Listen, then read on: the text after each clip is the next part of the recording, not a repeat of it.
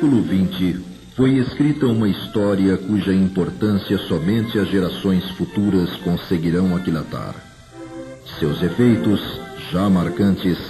podem ser resumidos em quase 400 de livros editados, milhões de exemplares produzidos, contendo páginas assinadas por mais de 1000 autores que se serviram de fatos, nomes, datas, imagens e emoções que requereriam uma mais que prodigiosa imaginação para idealizá-los, o que confirma a autenticidade de suas fontes. O protagonista principal desta história passou pelo mundo mais conhecido por um apelido de infância, e seus valores pessoais, bem como qualquer mérito da obra construída com sua própria vida, preferiu atribuí-los à doutrina espírita. Seu nome, Francisco de Paula Cândido, ou Francisco Cândido Xavier, ou simplesmente Chico Xavier. Neste programa, lembraremos alguns lances que bem demonstram a grandeza dessa existência que se constituiu num exemplo constante de determinação, renúncia, disciplina, dedicação, fé e amor a uma causa em prol da humanidade.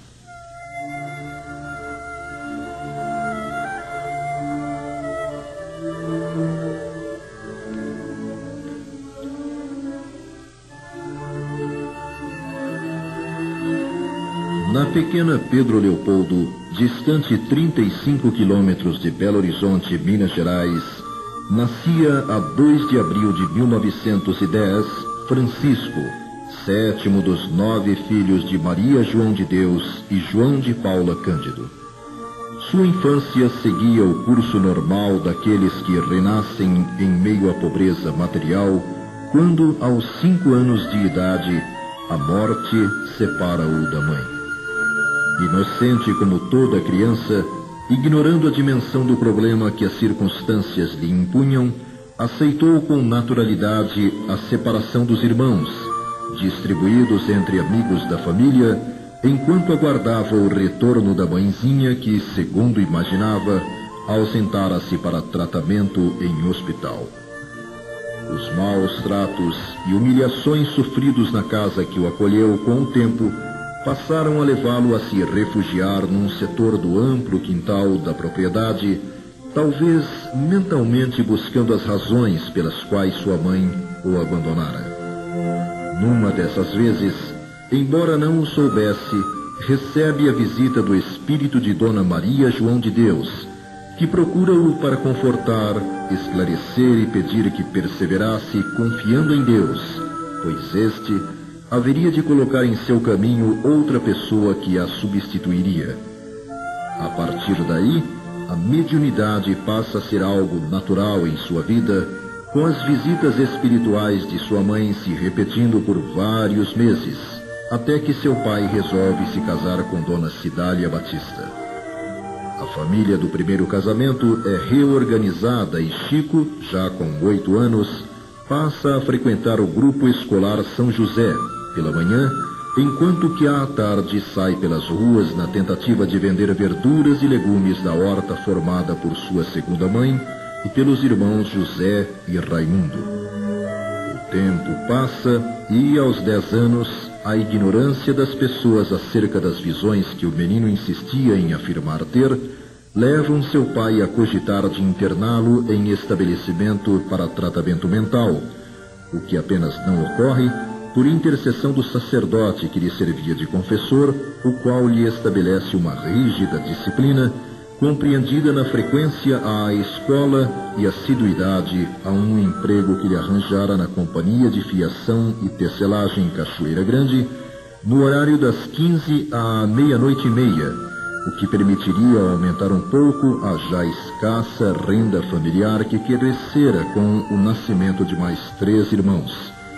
Contudo, a presença dos espíritos iluminados e perturbados mantém-se constante e, em 1922, aos 12 anos, Chico ganha o prêmio máximo de um concurso instituído entre as escolas públicas de Minas Gerais, com uma composição sobre o primeiro centenário da independência do Brasil, Trabalho esse que, segundo insistia em dizer, lhe fora ditado em sala por um homem que somente ele via, e ante o descrédito de sua professora e colegas, copia na classe uma redação transmitida pelo mesmo espírito, em torno de um tema difícil, o grão de areia, proposto por uma coleguinha de estudo. A adolescência transcorre com a intensificação dos conflitos gerados pelas presenças espirituais felizes e infelizes, com a manifestação até aos 15 anos dos sintomas de uma doença chamada coreia, ou mal de sanguído, o que o obriga a deixar o emprego na tecelagem para servir num pequeno empório, como auxiliar de cozinha, balcão e porta. A situação somente começaria a se clarear para o Chico aos 17 anos, quando surgem em sua vida Dona Carmen Pena Perácio e seu marido José Hermínio Perácio,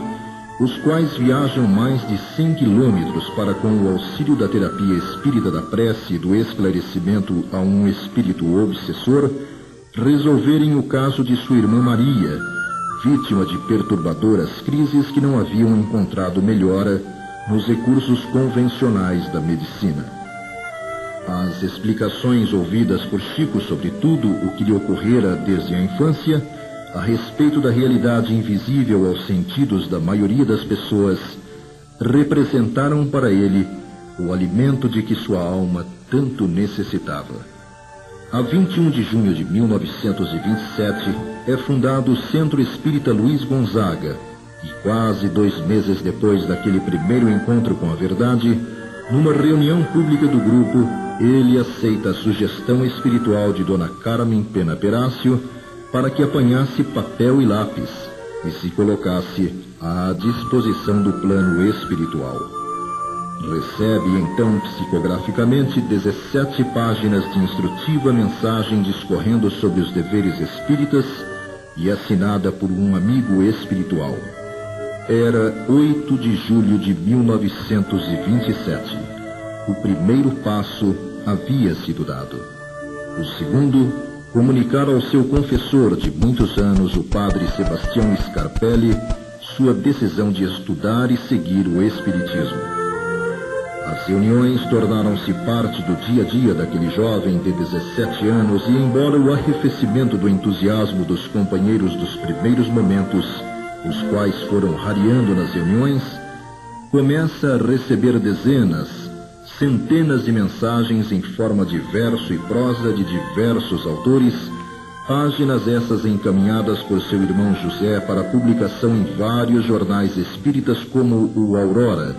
dirigido por Bittencourt Sampaio,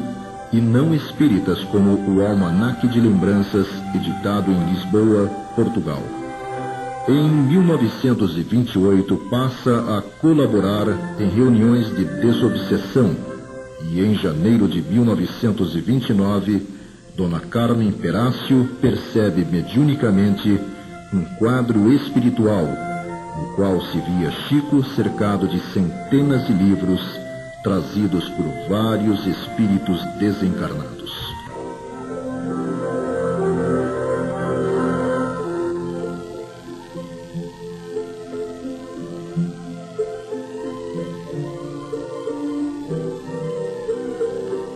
O exercício consciente da mediunidade começou a propiciar a Chico o equilíbrio e a paz que ele, em raras ocasiões, experimentara nos 17 anos vividos até ali,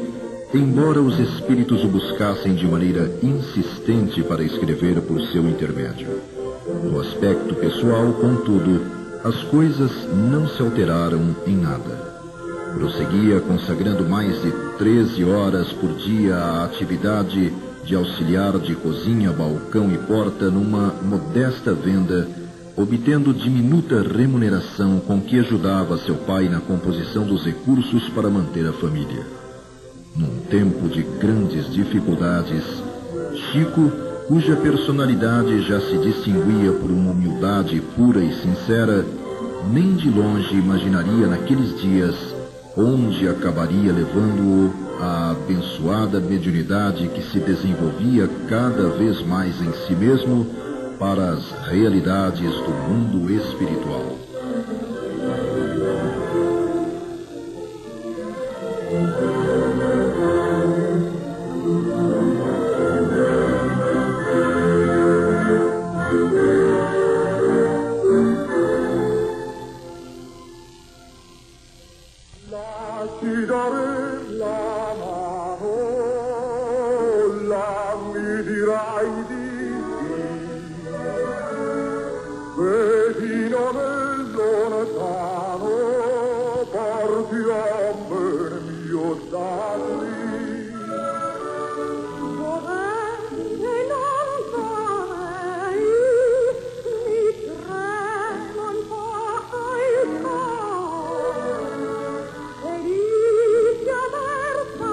A terceira década do século XX surgiria para um planeta mergulhado em crises econômicas e políticas. Mesmo no Brasil, agitações na região sul do país vaticinavam problemas sociais de desfecho imprevisível. Dada a inexistência de processos eficientes de comunicação de massa, problema que o rádio resolveria pouco tempo depois, essas perspectivas não chegavam a afligir o povo das cidades menores e mais distantes dos centros mais desenvolvidos. Indiferente, portanto, aos acontecimentos mais marcantes da vida da sociedade que se modernizava, Chico prosseguia na sacrificante rotina imposta pelas necessidades de sobrevivência.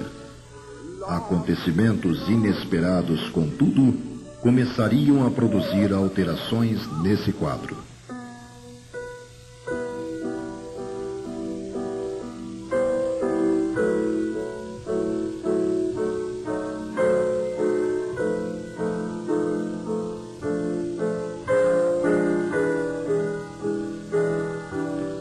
O exercício da mediunidade no período de 1927 a 1931 foi intenso, fase definida posteriormente por Emmanuel como de necessária experimentação para Chico.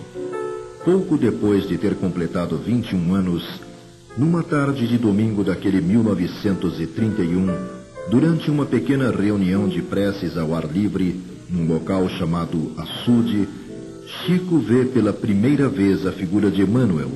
que se lhe apresenta dentro de reflexos luminosos na forma de uma cruz, e que, objetivamente, passaria a orientar-lhe o exercício da mediunidade, sugerindo que Chico procurasse sempre se inspirar em Jesus e Kardec, e que se, em algum momento, ele, Emmanuel, parecesse se afastar desses mestres, que o médium se afastasse dele e seguisse os dois. Em contrapartida, quase em seguida, ocorre a desencarnação de Cidália Batista, sua segunda mãe, ocorrência de grande repercussão no ânimo de Chico, visto ser ela uma das poucas pessoas que procuravam entendê-lo. A partir de agosto daquele ano, espontaneamente em reuniões ou fora delas, de forma quase impulsiva, 14 espíritos de poetas brasileiros e portugueses, como Antero de Quental, Olavo Bilac, Castro Alves, Guerra Junqueiro, entre outros, transmitiram por Chico 60 poemas que serviram para que Manuel Quintão, então presidente da Federação Espírita Brasileira, com quem Chico já se correspondia há vários anos, tomasse as primeiras providências para a publicação do primeiro livro reunindo sua produção mediúnica. Nos últimos dias daquele primeiro ano da década, desenvolveram-se em Chico de maneira mais intensa e mais clara a vidência, a audição e outras faculdades mediúnicas. Por outro lado, do ponto de vista físico, passou a experimentar a perda gradual da visão do olho esquerdo. 1932 marcaria o lançamento do Parnaso de Além Túmulo, fato que repercutiu além da seara espírita pelo número de renomados autores cujas criações apareceram no livro, merecendo uma crônica de destacado escritor da época, Humberto de Campos, membro da Academia Brasileira de Letras, que, no Diário da Noite, edição de 10 de julho, entre outras considerações, disse que os poetas de que Chico era intérprete apresentavam as mesmas características de inspiração e expressão que os identificaram no planeta. Nos anos que se seguiram, não faltaram também, além dos críticos movidos a preconceitos, aqueles que tentaram convencer o médium a assumir publicamente a autoria do livro, em troca de compensação financeira ou um emprego em que poderia minimizar as dificuldades enfrentadas por sua família, propostas sempre recusadas. Em 1935 surge Cartas de uma Morta, o segundo livro recebido por ele, publicado sob a responsabilidade da LAC, assinado pelo Espírito Maria João de Deus, a própria mãe de Chico, que, atendendo a um pedido formulado pelo filho, narra as impressões iniciais de sua vida no plano extrafísico. Em agosto, Chico passa a trabalhar na Inspetoria Regional do Ministério da Agricultura. Humberto de Campos, desencarnado um ano antes, é apresentado ao Chico num sonho desdobramento, tornando-se presença constante nas suas atividades, escrevendo através dele crônicas reproduzidas em várias publicações que, reunidas a uma série de reportagens desenvolvidas sobre o médium pelo jornal O Globo, compuseram o livro Palavras do Infinito, lançado em 1936. 1937 leva Chico pela primeira vez a São Paulo para participar, nas dependências do Teatro Municipal, do encerramento da Semana Metapsíquica, promovida pela Sociedade Metapsíquica, psicografando perante 600 pessoas um soneto de Augusto dos Anjos, outro de João de Deus, além de uma carta-mensagem de Humberto de Campos, sendo que antes dos mesmos manifestara-se Emmanuel, transmitindo uma saudação aos presentes, apresentando duas surpreendentes características. A mensagem era em inglês, idioma totalmente desconhecido pelo médium, e escrita da direita para a esquerda, somente podendo ser lida contra a luz ou ante um espelho. Ainda nesse ano é organizado o livro Crônicas de Além Túmulo, reunindo várias páginas de Humberto de Campos e Emmanuel, do Espírito Emmanuel, compreendendo uma abrangente análise do orientador espiritual sobre questões científicas, filosóficas e religiosas, sob a ótica do Espiritismo, obra esta somente publicada por insistência do Chico,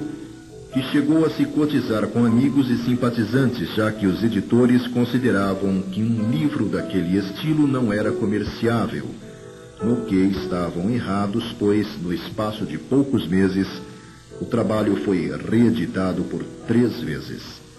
Em 1938, começa a se intensificar a produção mediúnico-literária de Chico, com a recepção de Brasil, Coração do Mundo, Pátria do Evangelho, uma revisão da história e destinação de um país, conforme registros do plano espiritual, pesquisados por Humberto de Campos. Lira Imortal,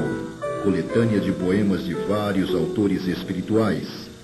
A Caminho da Luz, uma abordagem sobre a evolução e história do planeta e de seus habitantes, assinado por Emmanuel, e Novas Mensagens, reunindo mais crônicas de Humberto de Campos. O ano de 1939 foi ocupado por Emmanuel na transmissão dos primeiros romances históricos, narrando as venturas e desventuras do próprio autor em suas existências como o senador romano Públio Lentulus,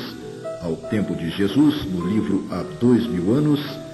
e posteriormente como escravo Nestório, na obra 50 anos depois. Concluindo a década, Chico recebe cartas do Evangelho, do poeta Casimiro Cunha, e as respostas às 410 perguntas formuladas por colaboradores da Federação Espírita Brasileira a Emmanuel sobre questões científicas, filosóficas e religiosas que serviram para compor O Consolador,